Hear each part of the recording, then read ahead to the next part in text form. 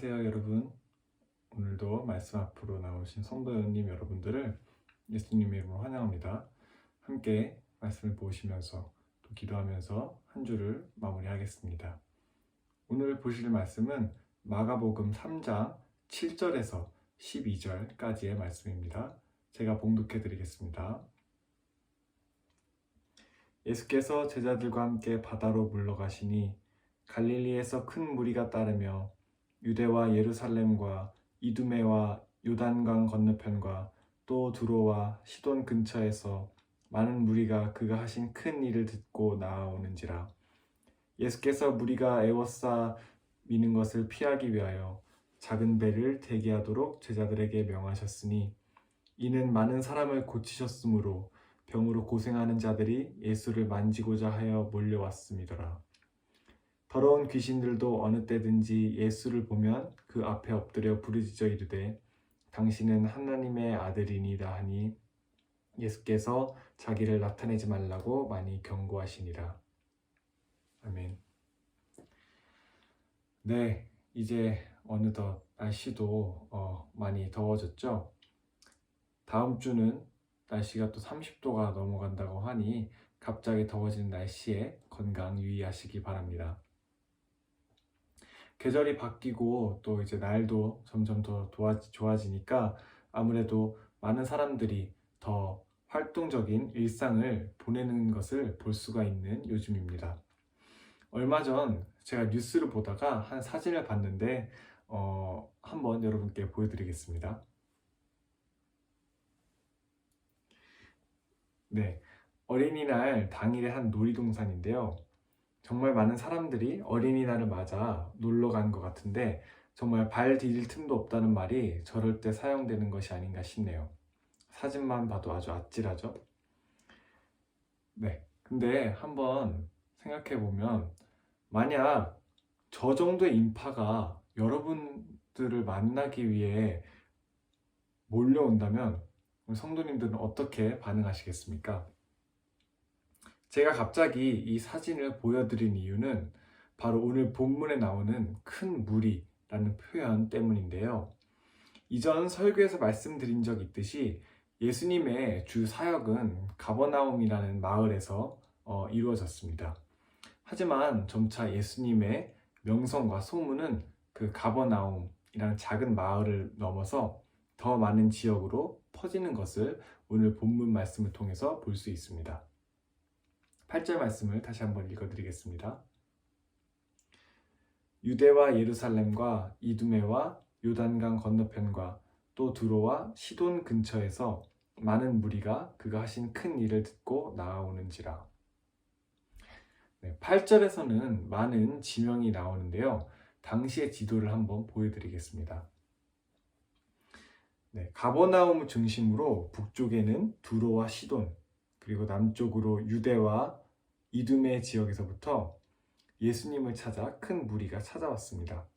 보시는 것과 같이 예수님이 계신 곳을 둘러싸고 있는 지역들, 그 사방에서 모여드는 것이죠. 아마 이 글을 쓴 저자는 이 지명을 일일이 나열함으로써 얼마나 많은 사람들이 다양한 곳에서 예수님을 찾아왔는지를 강조하고 싶었던 것 같습니다.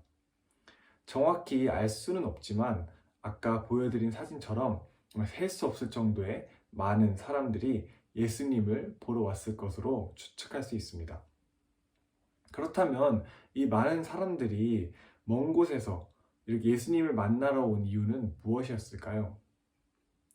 본문 10절에서는 병으로 고생하는 자들이 예수를 만지고자 하여 왔다고 기록하고 있습니다. 예수님께서 놀라운 치유의 능력을 행하신다는 소문이 전 지역으로 퍼졌고 그 기적을 경험하기 위해 많은 이들이 아픈 몸을 이끌고 찾아왔던 것입니다. 하지만 이들 중 다수에게는 예수님이 누구인지가 중요해서 이 멀리까지 온 것이 아니었습니다. 대부분의 사람들은 자신들의 병을 치유받기 위해서 그들의 문제를 해결하기 위해서 예수님을 찾아왔던 것입니다. 아무래도 그럴 수밖에 없었던 것이 당시에는 오랜 시간 동안 병으로 아파하고 소외당했던 사람들이 많이 있었기 때문에 그들의 병이 나을 수만 있다면 그곳이 어디든지 아주 절실한 마음으로 찾아갔을 것입니다. 근데 이것은 지금도 마찬가지 아닐까요? 아마도 이 무리들 중 정말 예수님이 그들을 구원할 분이라고 생각하며 온 사람들은 거의 없었을 것입니다. 그렇다면 오늘 우리는 어떨까요? 우리는 어떤 이유로 주님을 찾아가고 있는지 한번 생각해 보기 원합니다. 당시의 무리들처럼 단순히 병을 낫기 위해서, 우리 문제가 해결되기 위해서 주님을 찾아가고 있지는 않습니까?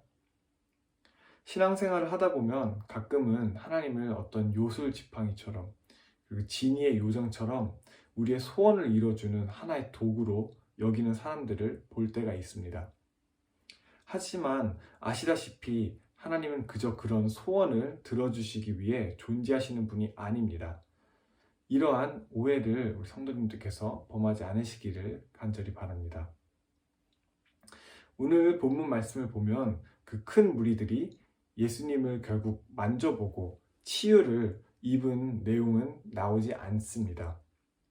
기록되지 않았어도 전에 나온 이야기들과 앞으로 나오게 될 이야기들을 보면 예수님께서는 그분의 사역 동안 많은 이들을 치유하셨습니다. 하지만 그 중에서 치유를 받지 못했던 이들도 분명 있었을 것입니다. 그렇다면 왜 주님은 우리의 모든 소원과 요구를 들어주시지 않을까요? 그 이유는 바로 주님께서 나보다 내게 더 필요한 것이 무엇인지 잘 아시기 때문입니다. 하지만 그렇다고 해서 그냥 우리가 손 놓고 마냥 있어서는 안 되겠죠. 그래서 우리가 해야 할 일은 그럼에도 계속해서 주님께 구해야 하는 것입니다. 상황이 어떠하든, 지금 내가 속해 있는 환경이 어떠하든 우리는 주님께 계속해서 구해야 합니다. 그리고 구할 때는 내 필요와 만족을 위해서가 아니라 주님의 나라와 뜻을 먼저 구해야 합니다. 오늘 본문 후반부에 보면 더러운 귀신이 예수님을 보고 엎드려 부르짖습니다. 더러운 귀신들도 어느 때든지 예수를 보면 그 앞에 엎드려 부르짖어 이르되 당신은 하나님의 아들이니이다 하니. 더러운 귀신도 예수님이 누구인지 정확히 알고 있었습니다. 하물며 이 귀신들도 주님이 누구인지 알고 있는데 하나님의 자녀인 우리는 예수님을 더욱 제대로 정확히 누구인지 알아야 하지 않을까요? 베드로가 예수님을 그리스도시요 살아계신 하나님 아버지의 아들이라 고백한 것처럼 우리도 예수님을 향한 우리만의 고백이 삶 속에 있기를 소망합니다. 하나님께서는 우리에게 주시고자 하는 것을 계산하시는 분이 아니십니다. 가만 보면 정작 계산을 하는 것은 우리입니다. 이렇게 하면 기도 들어주시겠지, 저렇게 하면 기도를 들어주시지 않겠지, 이 정도 드릴 테니 하나님도 내게 이만큼 주시겠지. 이런 것은 다 잘못된 생각입니다. 하나님께서는 우리를 위해 예배하신 것들이 참으로 많음을 우리 성도님들께서 믿으시기 바랍니다. 그리고 그 모든 것을 하나님께서 선하신 때에 부어주실 것이니 믿음으로 구하시길 바랍니다. 그리고 우리가 이렇게 기도할 때 주님은 두 가지 반응을 보이시는데요. 바로 주님께서 우리를 친히 만나 주십니다. 주님께서는 지금도 여러분 한 분 한 분의 생각이 어떤지 다 아시고 어떠한 삶을 살아가고 있는지 다 아십니다. 그런 하나님께서 어찌 자신의 생명까지 바쳐 사랑한 우리들을 아끼시고 돌보시지 않으시겠습니까? 하지만 알고 있음에도 때로는 현실에 치여 이 사실을 잊고 살아가고 있습니다. 마가복음 2장까지만 봐도 이미 예수님은 많은 이들을 만나서 가르치시고 고치시고 귀신을 쫓으셨습니다. 앞으로 나올 내용 속에서도 예수님께서는 많은 이들을 친히 만나주셔서 고쳐주십니다. 주님의 옷자락만 만져도 나음을 입은 여인처럼 말이죠. 그리고 마태복음 14장 14절에서는 예수님께서 큰 무리를 보시고 불쌍히 여기사 그 병자들을 고쳐주셨다고 합니다. 이처럼 주님은 우리를 불쌍히 여기시며 그 누구보다 우리를 만나 우리의 필요를 들어주시고자 합니다. 그러니 우리는 의심하지 말고 인내하며 계속해서 주님의 얼굴과 뜻을 삶 가운데 구하는 기도를 해야 합니다. 그리고 기다리고 기대하십시오. 주님이 친히 만나 주실 것입니다. 하지만 주님께서는 때에 따라서 우리의 요구를 들어주시지 않습니다.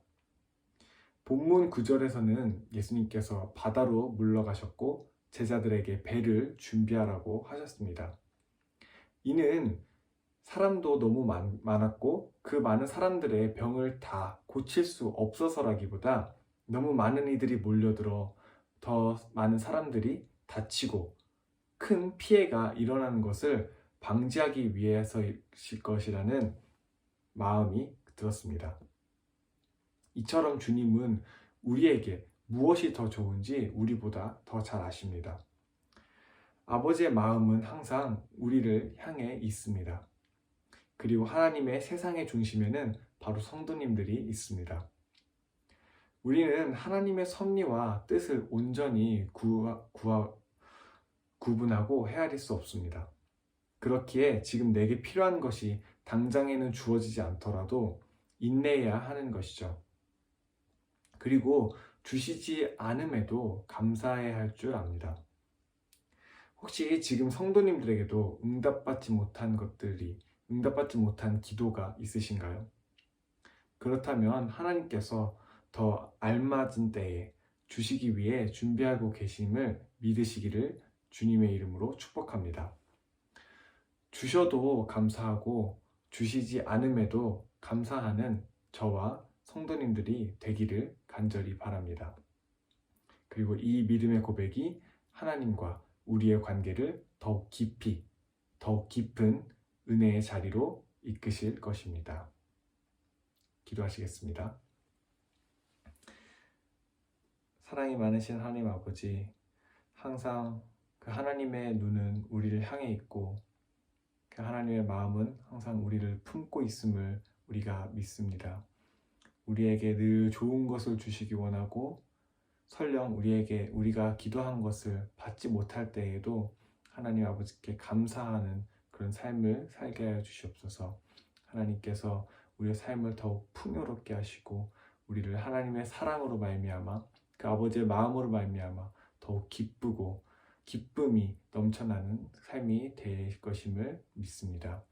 그렇게 인도하시고 이끄실 주님을 기대하며 감사드리며 예수님의 이름으로 기도합니다. 아멘.